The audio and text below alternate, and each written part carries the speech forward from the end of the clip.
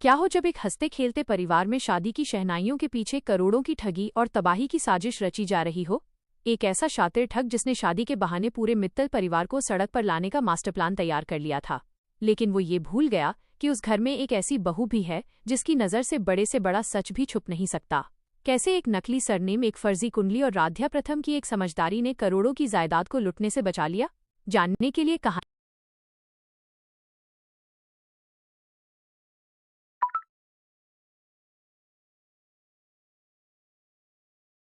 मुख्य कहानी स्टोरी।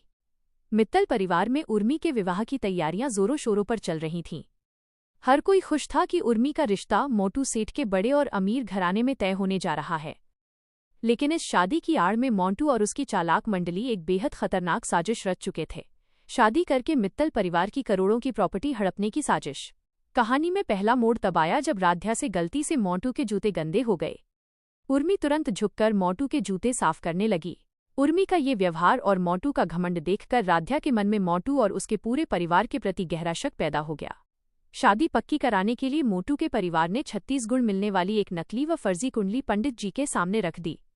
फर्जी कुंडली देखकर पंडित जी भी हैरान रह गए।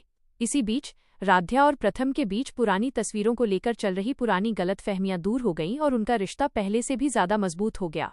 अब राध्या का शक यकीन में बदलने लगा था। उसने छुपकर पंडित जी से विनती की कि वे शादी का मुहूर्त पूरे 6 महीने बाद का बताएं, ताकि उसे मोंटू के परिवार का असली चेहरा बेनकाब करने का समय मिल सके। जैसे ही मोंटू और उसके गिरोह को मुहूर्त टलने की खबर मिली, उनके पैरों तले जमीन खिसक गई। उनका असली प्लान तो शादी के बहाने चंद दिनों में मित्तल परिवार की सारी संपत्ति समेटकर फरार होने का था। घबराकर वे तुरंत अपना सामान पैक करने लगे। ये सब देखकर बेचारी उर्मी डर गई कि कहीं उसका होने वाला ससुराल उसे छोड़कर न चला जाए। लेकिन राध्या और प्रथम शांत बैठने वाले नहीं थे। उन्होंने मोंटू के गैंग के जाने से पहले ही उनके कमरे की तलाशी लेने का फैसला किया। तलाशी के दौरान प्रथम के हाथ कुछ ऐसे अहम दस्तावेज लगे जिन्हें देखते ही उसके होश उड़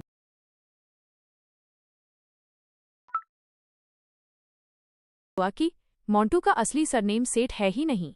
उसका पूरा परिवार पेशेवर ठगों का एक गिरोह है। उन्होंने धोखे से माताजी से मित्तल परिवार की करोड़ों की प्रॉपर्टी के कागजों पर हस्ताक्षर करवा लिए थे और पूरी संपत्ति अपने नाम करने की साजिश रच ली थी। ये खौफनाक सच सामने आते ही प्रथम का गुस्सा 7वें आसमान पर पहुंच गया। उसने मोंटू को दबोच लिया और उसकी जमकर धुनाई कर दी। क्लाइमेक्स और अंत। मोंटू का असली चेहरा पूरे परिवार के सामने पूरी तरह बेनकाब हो चुका था। उर्मी की आंखें खुल गईं और राध्या की तेज नज़र व सूझबूझ की वजह से मित्तल परिवार अपनी करोड़ों की संपत्ति और बर्बादी से बाल बाल बच गया।